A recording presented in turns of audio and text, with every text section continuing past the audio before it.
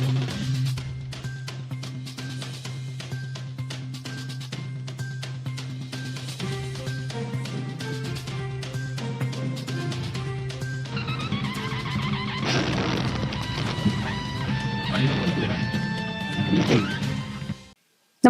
आपण पाहता Hirkani news. Hirkani news प्रत्येक क्षण ताज्या घडामोडी आणि महत्त्वाच्या प्रत्येक बातमीसाठी नेहमी तत्पर. उद्धव ठाकरे यांच्या दाव्याने शिंदे गटात खळबळ, भाजपला सलग 2 मोठे धक्के. सर्वोच्च न्यायालय धनुष्यबाण चिन्ह आपल्यालाच देणार आणि जर नाही मिळाल्यास ते गोठले जाणार, असा दावा माजी मुख्यमंत्री उद्धव ठाकरे यांनी केला. पंतप्रधान नरेंद्र मोदी यांच्या वक्तव्याला प्रत्युत्तर देताना मनसे अध्यक्ष राज ठाकरे यांनी भाजपच्या कथित ट्रोलिंग संस्कृतीवर जोरदार टीका केली. काँग्रेसला सोडचिठ्ठी दिल्यानंतर अकोला जिल्ह्यातील प्रभावशाली नेता लवकरच भाजपात प्रवेश करणार असल्याची चर्चा राजकीय वर्तुळात रंगली.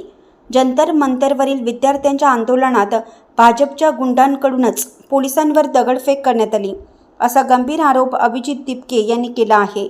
भाजपला एकापाठोपाठ एक 2 धक्के बसले असून शहजाद पुनावाला यांच्यानंतर पक्षातील आणखीन एका आमदाराने तडकाफडकी राजीनामा दिला. या सर्व घडामोडी सविस्तर जाणून घेऊया.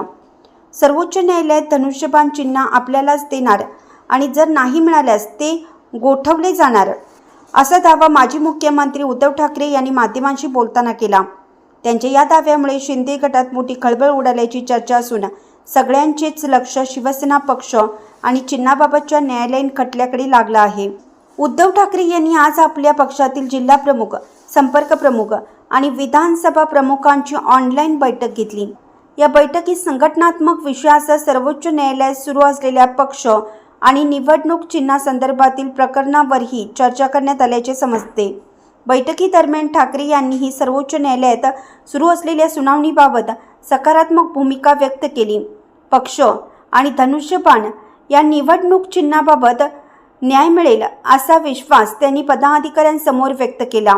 तसेच कोणत्याही परिस्थितीत हे चिन्ह दुसऱ्या गटाकडे जाणार नाही, गरज पडल्यास ते गोठवले जाऊ शकतं, असंही त्यांनी बैठकीत सांगितल्याचे समजते. दरम्यान शिवसेना पक्ष आणि निवडणूक चिन्हाच्या वादावर 2022 पासून सर्वोच्च न्यायालयात सुनावणी सुरू आहे. या प्रकरणाची नुकतीच सुनावणी पार पडली असून अंतिम निर्णयाकडे ठाकरे आणि शिंदे गटासह सगळ्यांचंच लक्ष लागून राहिलं आहे.